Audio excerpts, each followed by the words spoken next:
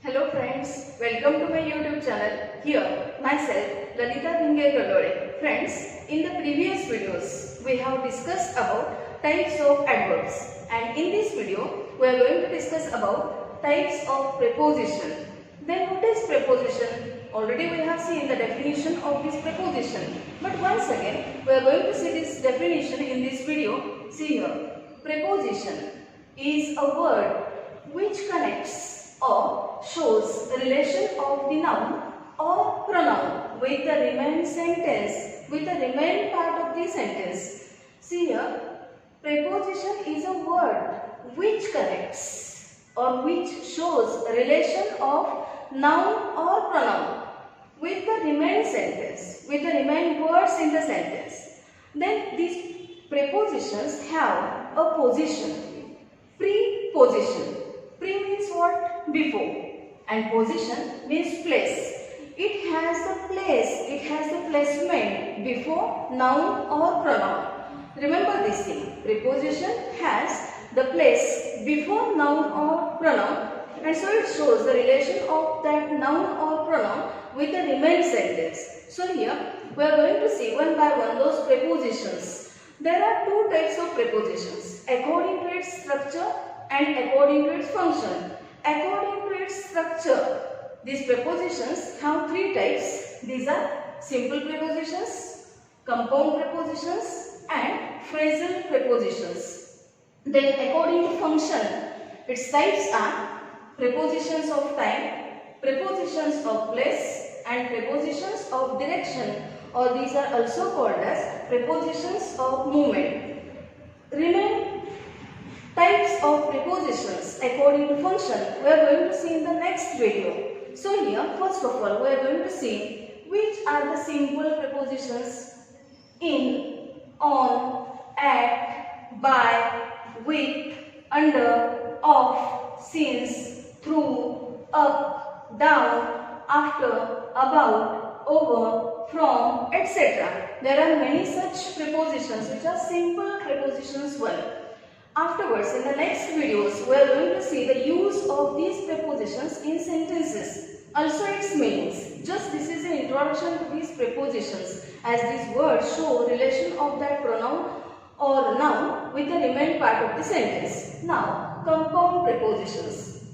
Into, upon, within, without, before, beyond, beside, below, underneath, behind, outside, etc. There are many such compound prepositions. Then why are these called compound prepositions? Compound is the word used to such a word where we find there is the joining of two words joined together and one new word formed. For example, here into. There are two words in this into. In, to. For example, upon, up, on, within, with, in. In this way, you will find these words formed by combining two words together. For example, beside, beside. So, all these are called compound prepositions. The third, phrasal prepositions. Phrasal prepositions means what? Here you will find more than two or sometimes more than one preposition. Or here you will find the group of words brought together and it is used as a preposition. So these are called as phrasal prepositions. One more thing I would like to clear here. What is the difference between phrase and clause? In phrase there is no subject, no verb, but in clause there is subject as well as the verb. So here you will find a group of words. So here in this word, you don't find subject or the verb. This is the group of words, group of prepositions, and with that you will find any adjective or any other word. So here, to be fond of, one preposition, to be fond of. Then for a while, in front of, at the head of, at the cost of, to give in. There are many such phrasal prepositions are there. You have to find out such a list and you have to use these words in your sentences. Afterwards, in the next video, we are going to prepare such sentences also. Then, according to function, The types of prepositions are prepositions of time. These prepositions which are used to show time, it shows the relation of that time with that noun or pronoun. So these are called as prepositions of time. At, on, in, since, by, for, from, till, within, during, etc. For example, the train will arrive at 7 o'clock. See here, at preposition is used, but it is used to show the timing at 7 o'clock. To show exact timing, we have to use this preposition, that is at. So it shows the time and it is related with this noun, that is the train. So it is called as prepositions of time. One more thing you will find over here, that is the prepositions which are used for time. The same prepositions can be used as the prepositions of place. Some prepositions can be used as place, which are used in prepositions of time. So, according to meaning of that sentence, we have to use those prepositions, whether it shows the relation of time or it shows the relation of place. So, here prepositions of place are in, at, above, over, between, among, beside, amidst, then before, behind, etc. Then for example, the cat is under the table. Under the table. See here, where is the cat? Under the table. Means it shows the relation of the cat noun with the table, another noun. So it shows the relation between these two. It connects these two nouns. So it is called as the preposition of time. Under is the preposition of place. Then here you will find, if I would like to utter this sentence in this way, that the cat is the table, we can't get the meaning of that sentence. It is not completed one.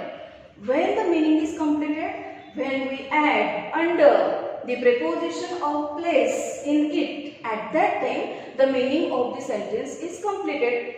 It becomes meaningful sentence, that is the cat is under the table. So this under is preposition of place. This in is used as preposition of place. It is also used as preposition of time.